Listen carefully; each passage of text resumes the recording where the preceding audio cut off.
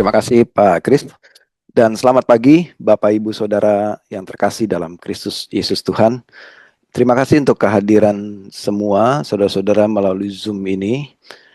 Ya, mengalami ibadah Zoom pagi hari ini mengingatkan kita 4 tahun 5 tahun lalu ya, waktu kita COVID ini berasa seperti COVID dulu ya. Jadi terulang lagi.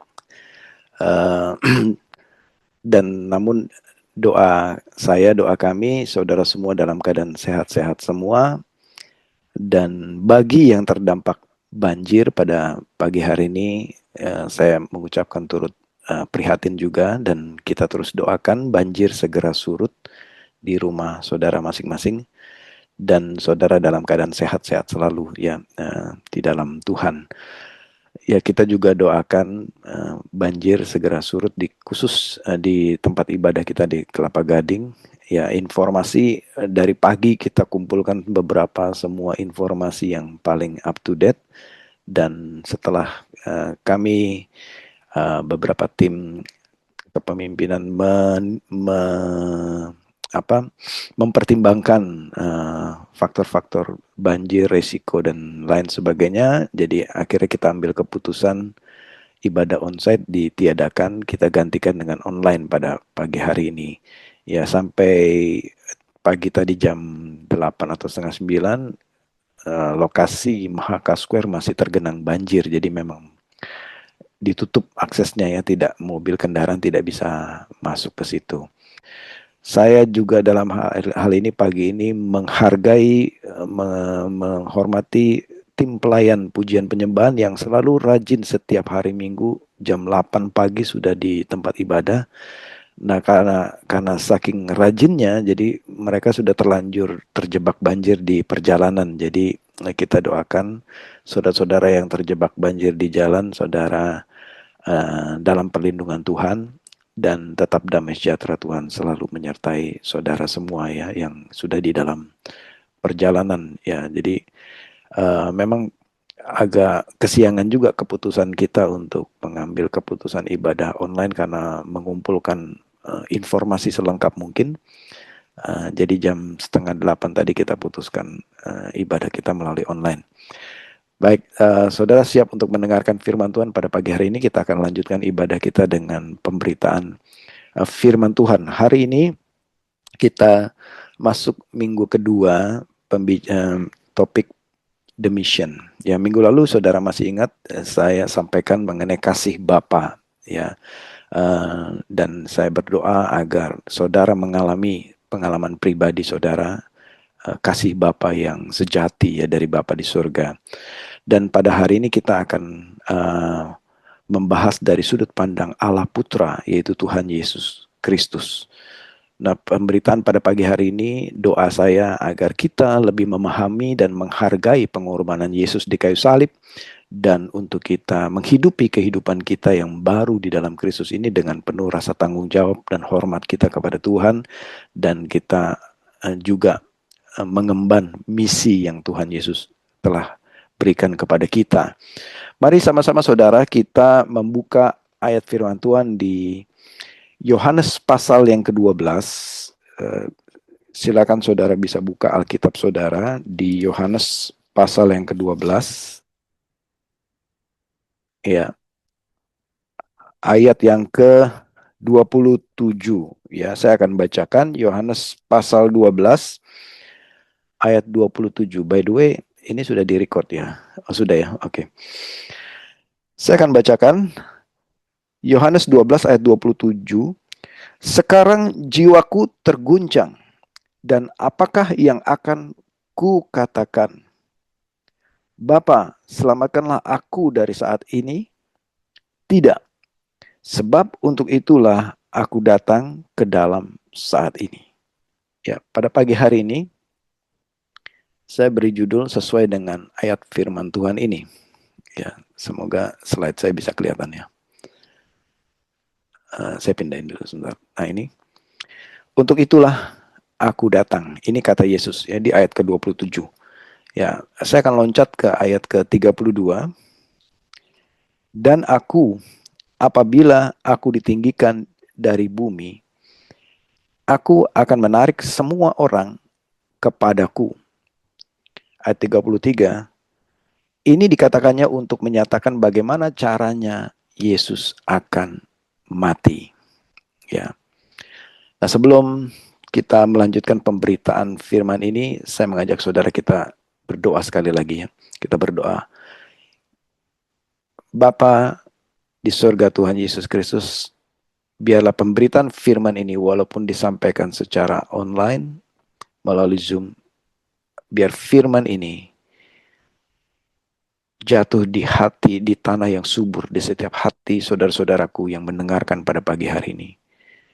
Dan firman ini tidak berlalu sia-sia, tapi berakar, bertumbuh, dan menghasilkan buah pada musimnya. Menghasilkan perubahan hidup kami. Di dalam nama Tuhan Yesus. Amin. Amin.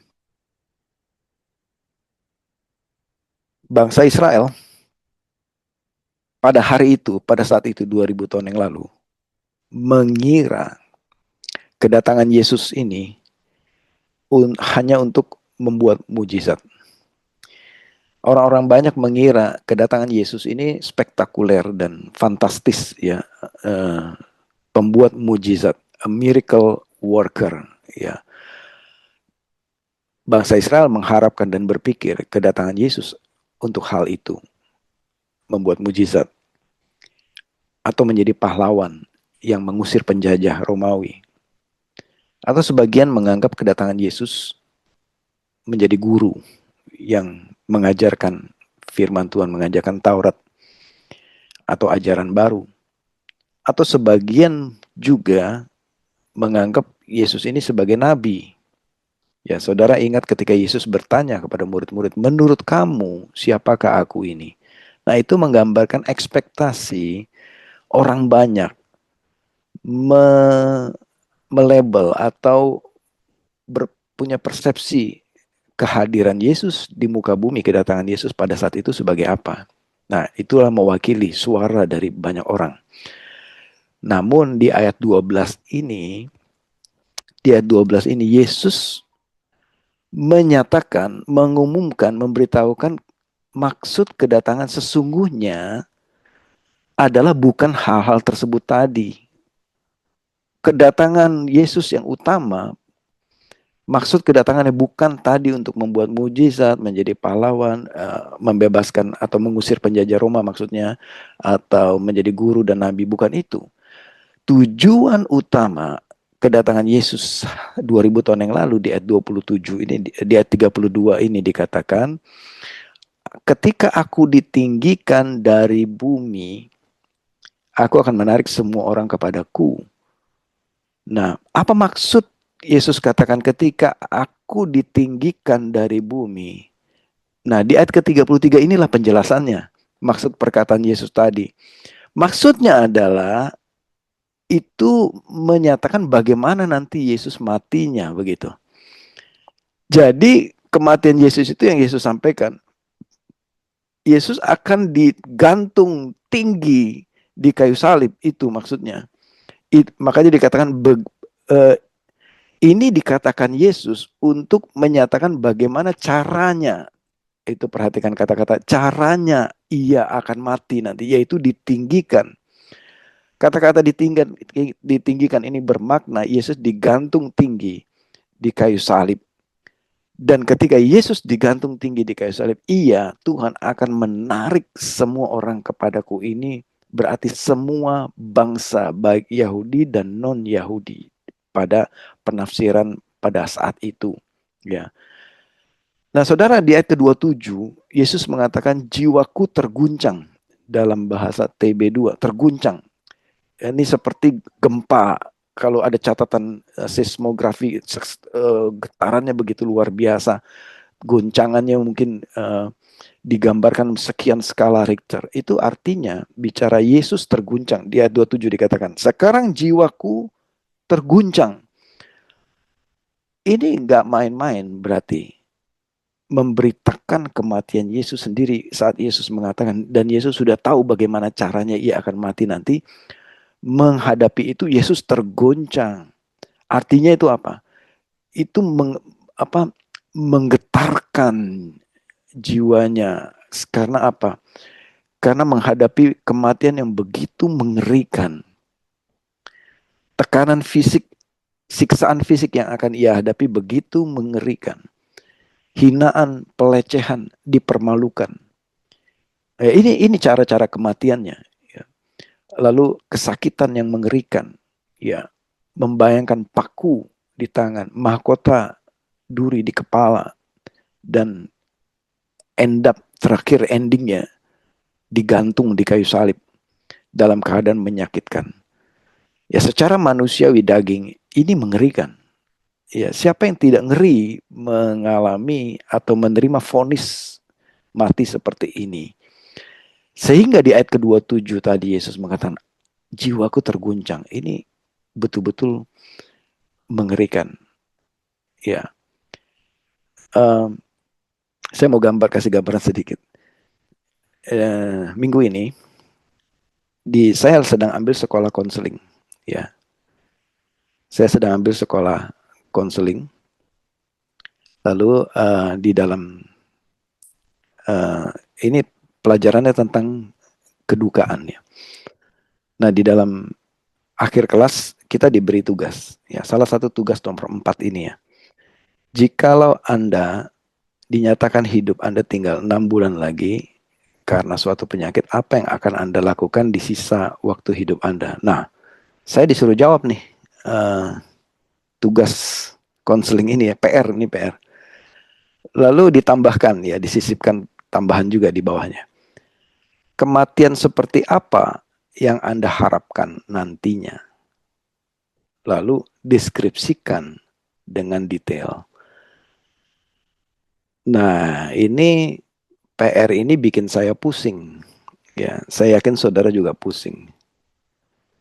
Sama seperti Yesus, mungkin terguncang jiwa kita, disuruh pikirkan, ya, disuruh tulis kematian seperti apa yang akan saudara alami, ya. Kalau di sini masih enak yang Anda harapkan. Kalau Yesus kan bukan yang Yesus harapkan, tapi yang Yesus harus jalani, begitu. Nah, kalau saya di sini, ini saya sudah submit ya PR ini. Jadi saya tulis kematian apa yang Anda harapkan. Ini sepertinya tabu ya ngomonginnya. Aduh, ngeri banget nih ngomongin gini. Tapi ini dosennya terlalu juga, terlalu tanda kutip ya. Kita dipaksa disuruh bikin gitu kan. Jadi ya dengan paksaan terpaksa ya saya tulis, saya mau matinya di ranjang saja tanpa penyakit gitu. Dan waktu di nafas terakhir, istri, anak saya semua ada di samping saya, keluarga saya, bahkan kalau bisa satu jemaat ada di samping saya gitu ya.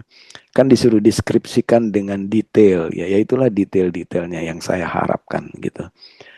Nah, saudara, kalau kita masih punya harapan kematiannya yang enak-enak gitu ya. Tapi kalau Yesus jiwanya terguncang, artinya kematiannya bukanlah hal yang biasa ya, hal yang gampangan. Karena kematian Yesus Kristus di kayu salib itu suatu hal yang mengerikan. Satu peristiwa yang mengguncang jiwanya. Jadi jiwa Yesus sangat terguncang.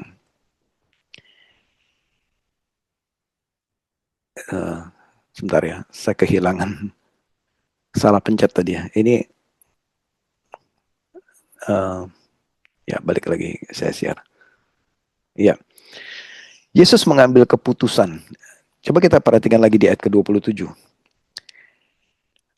Jiwaku terguncang, apakah yang akan aku katakan? Bapa, selamatkanlah aku dari saat ini. Nah, Yesus mengatakan, apakah aku akan mengatakan kepada Bapa, Bapa, tolonglah jangan pakai cara kematian yang ini. Selamatkan aku dari hal ini. Nah, lalu Yesus menjawab lagi, tidak. Ya, Yesus tidak ngemis-ngemis kepada Bapa untuk kalau bisa jangan kayak begini cara matinya gitu. Dan doa ini sama seperti doa waktu Yesus di Taman Getsemani. Kalau saudara ingat, kalau bisa cawan ini berlalu daripadaku. Ini artinya, saudara, Yesus mengambil keputusan untuk menjalani hukuman. Karena Yesus katakan di situ, tidak. Ya, di ayat ke-27. Tidak. Sebab untuk itulah aku datang ke dalam saat ini. Nah, ini yang menjadi judul kita pada hari ini. Saudara, hari ini message saya adalah supaya kita sungguh-sungguh jemaat Tuhan, kita sungguh-sungguh menyadari pada pagi hari ini bahwa Yesus mati di kayu salib adalah keputusannya sendiri. Karena begitu besarnya kasih Allah kepada saudara dan kepada saya. Yesus bisa dengan seketika batalkan semuanya. Nggak jadi aku mati di kayu salib. Bisa nggak dia bilang itu? Bisa. Buktinya di ayat 27 Yesus katakan, apakah aku akan bilang, Bapa selamatkanlah aku. Kalau sampai Yesus mengatakan, Bapa selamatkanlah aku. Nggak jadi deh mati di kayu salib. Tolong pulangkan aku ke surga. Yesus bisa ngomong gitu. Tapi Yesus katakan, tidak. Di ayat 27b ini penting. Yesus mengambil keputusan, tidak, aku akan jalani kematian itu. Sebab untuk itulah aku datang. Artinya begini, untuk saudaralah Yesus datang. Untuk Raswanlah Yesus datang. Untuk saudara di ruangan Zoom ini, Yesus datang. Yesus tidak pulang kampung kembali ke surga menghadapi tantangan. Yesus hadapi tantangannya. Kenapa? Karena untuk saudara dan saya, Yesus jalani hukuman itu. Jadi Bapak Ibu Saudara, saudara bisa catat ini atau foto ini. Yesus mengambil keputusan menjalani hukuman yang seharusnya kita jalani. Seharusnya kita yang digantung itu, seharusnya kita yang binasa masuk ke dalam lautan api, tetapi Yesus katakan, aku yang akan ambil hukuman itu, supaya saudara dan saya dibebaskan. Yesus menjalani hukuman yang seharusnya kita jalani. Amin, saudara. Saudara, jadi banyak orang bilang begini, oh, jadi orang Kristen enak, emang jadi enak banget ya. Dan saudara, ini kebenarannya. Iya, memang enak. Enak nggak jadi orang Kristen? Enak, saudara. Saudara terima, saya terima, kita tinggal terima. Gratis. Dan kita terima dengan mudah. Ya, jadi rugi sekali kalau kita nggak terima keselamatan ini. Jadi saudara dan saya ini bersyukur banget jadi orang Kristen. Enak banget. Ya, tapi saudara, ketahuilah di balik layar ya, di balik itu semua, tetap ada harga. Jadi hukumannya tetap harus dibayar. Nggak berarti dihapuskan begitu saja. Dan kebenarannya ada seseorang yang membayarnya untuk saudara dan saya. Siapakah dia? Yesus Kristus. Yesus Kristus Tuhan. Saudara, sewaktu pertama kali saya masuk di hired sebagai agen asuransi ya, waktu di Bali 30 tahun yang lalu.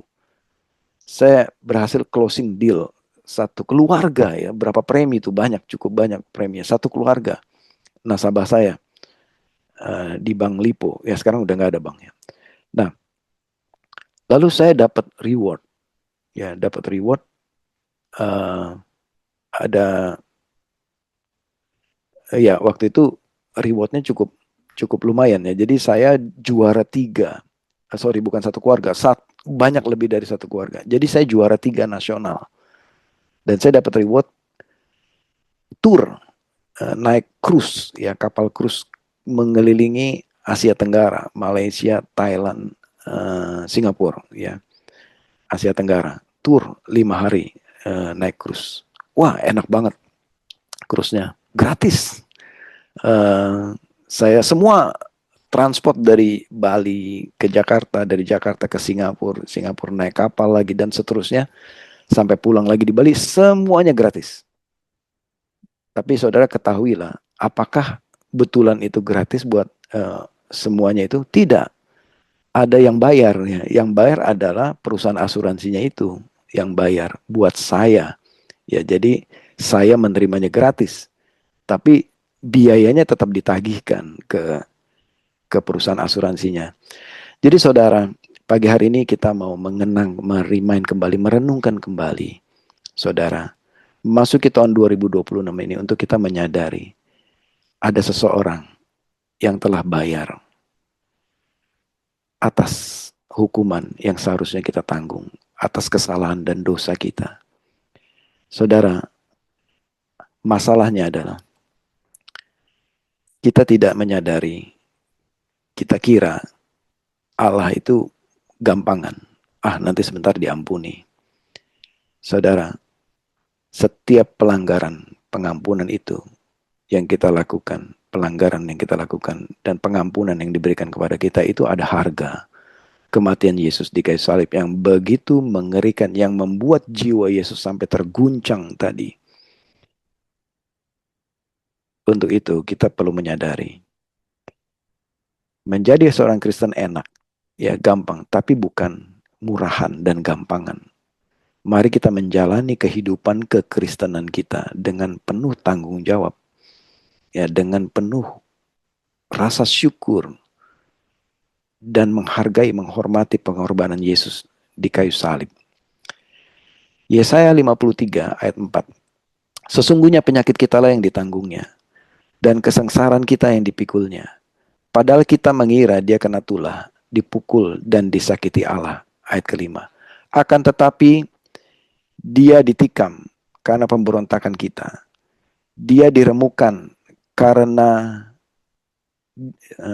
dia diremukan karena kejahatan kita. Hajaran yang mendatangkan damai sejahtera bagi kita, hajarannya itu ditimpakan kepadanya, yaitu Yesus Kristus. Dan karena bilur-bilurnya kita disembuhkan. Karena bilur-bilurnya kita disembuhkan. Jadi saudara, ayat ini mengatakan kita ini seharusnya binasa. Kita ini seharusnya dihukum. Kita ini seharusnya menjadi terdakwa, terhukum, menerima hukuman. Tetapi Yesus menggantikan posisi kita. Akan tetapi dia, yaitu Yesus, ditikam, yaitu menerima hukumannya. Kenapa? Karena pemberontakan kita. Dia diremukan. Karena apa? Karena kejahatan kita. Jadi Yesus menanggung itu bukan karena ulahnya dia, tapi itu karena ulah kita. Hajaran yang dia terima, yang seharusnya itu untuk kita, yang seharusnya ditimpakan kepada kita, itu ditimpakan kepada Yesus. Jadi ada pertukaran. Ada pertukaran terdakwa, tersangka, bukan tersangka lagi, terdakwa. Ya, hukuman yang harusnya dijatuhkan kepada kita, itu ditimpakan kepada Yesus. Di mana? Di kayu salib. Saudara, kenapa begitu repot ya Allah harus tetap melaksanakan ini? Kenapa nggak seperti tadi aja saya bilang, Yesus batalkan aja, udah selesailah perkaranya, udah damai ya, damai. Saudara, Allah tidak seperti itu karena begitu kudusnya Allah, karena begitu adilnya Allah. Allah tidak bisa mengkompromikan, mentoleransikan dosa di dalam hadiratnya. Sehingga harus ada korban, harus ada pembayaran atas murka Allah, atas hukuman itu. Harus ada yang bayar. Dan manusia kita semua tidak bisa membayarnya. Walaupun kita hidup ya melakukan perbuatan amal sosial sekalipun, tidak bisa juga membayarnya. Jadi masalahnya adalah Allah begitu kudus, lebih kudus dari yang kita kira. Allah ini nggak main-main terhadap dosa. Sedikit pun tidak bisa dosa itu ada di dalam hadirat Allah. Oleh karena itu harus Allah sendiri. Harus manusia yang sempurna, yang tidak berdosa yang membayarnya. Yaitu harus Allah sendiri yang turun jadi manusia. Itulah bayaran yang pantas.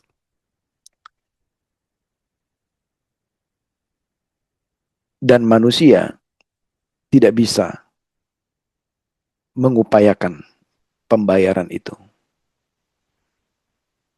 Dan manusia tidak akan bisa mencapainya.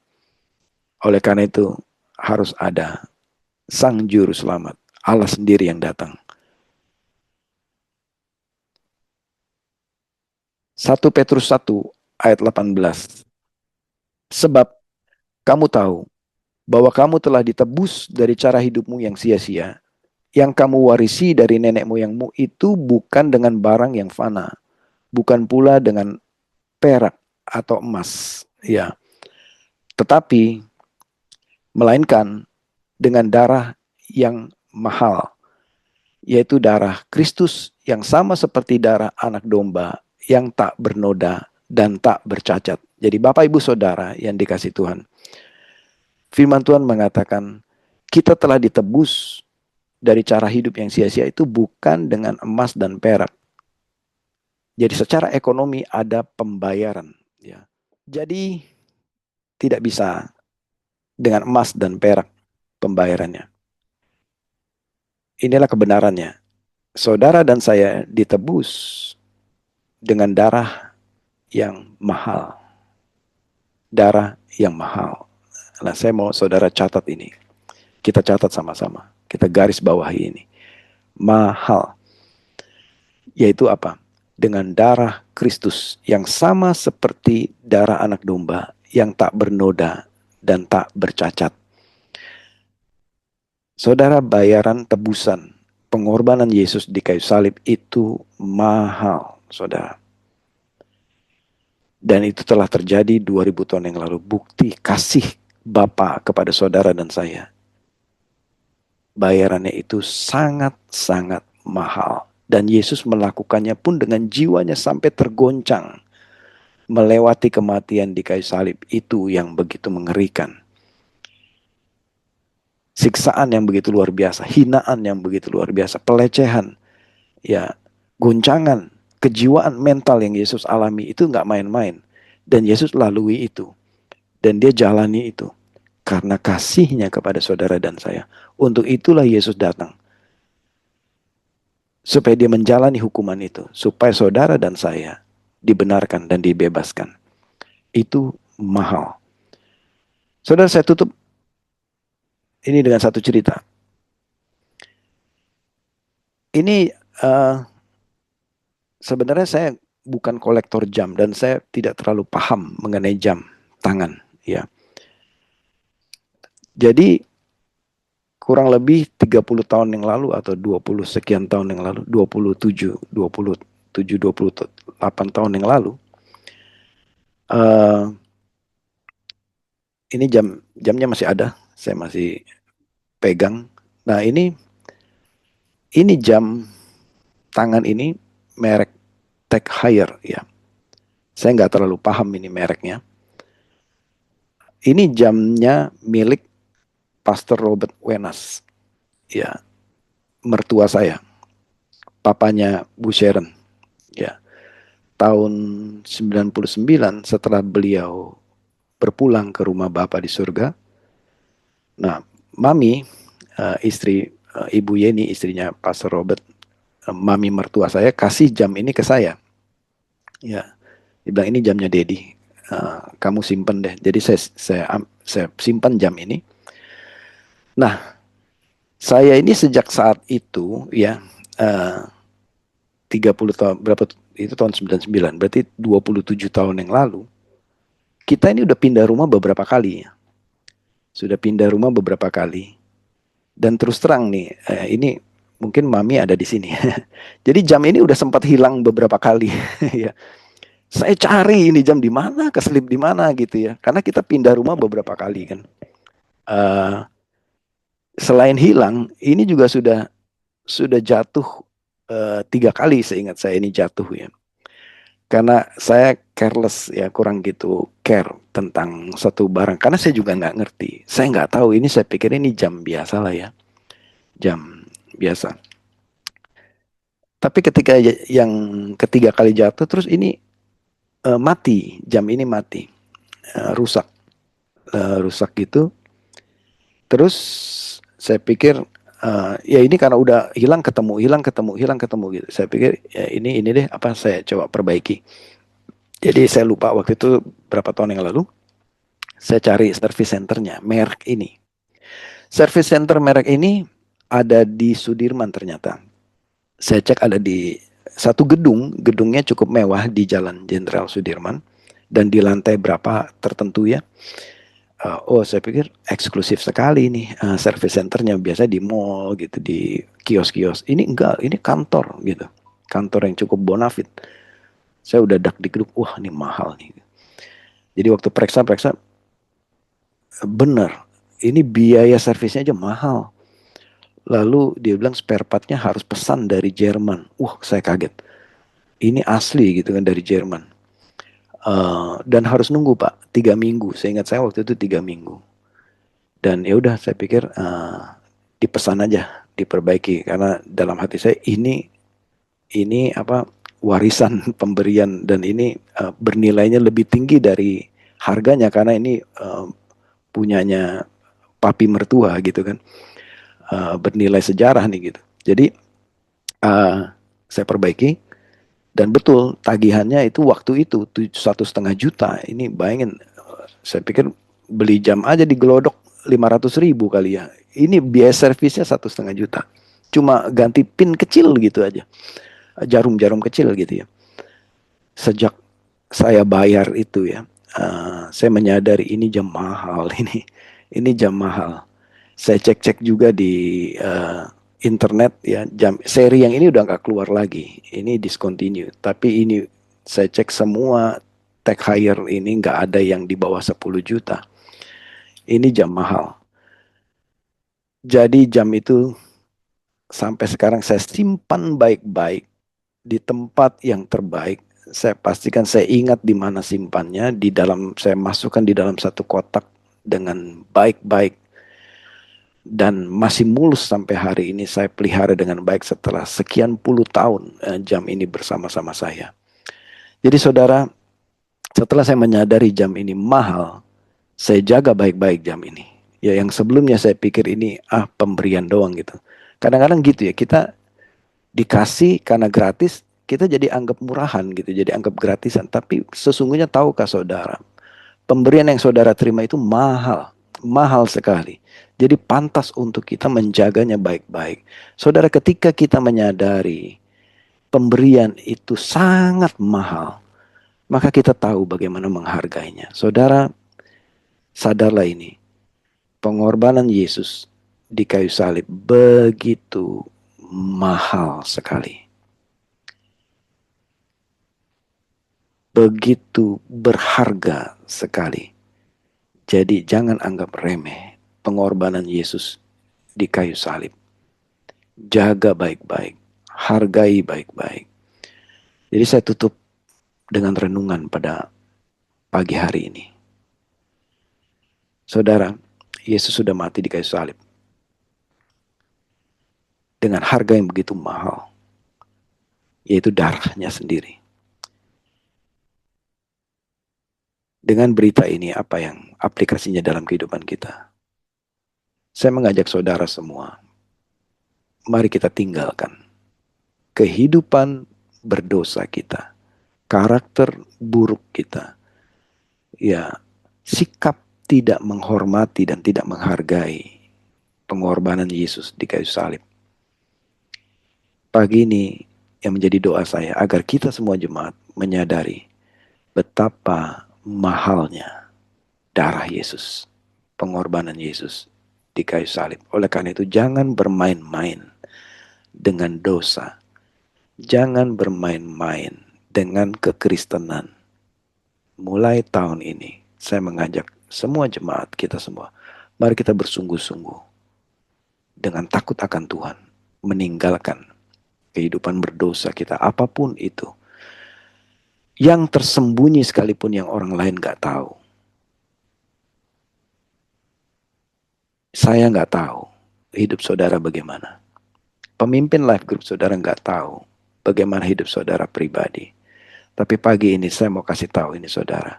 Yesus tahu sewaktu engkau sendiri. Yesus tahu sewaktu engkau sendirian. Gak ada orang lain yang lihat. Yesus lihat saudara.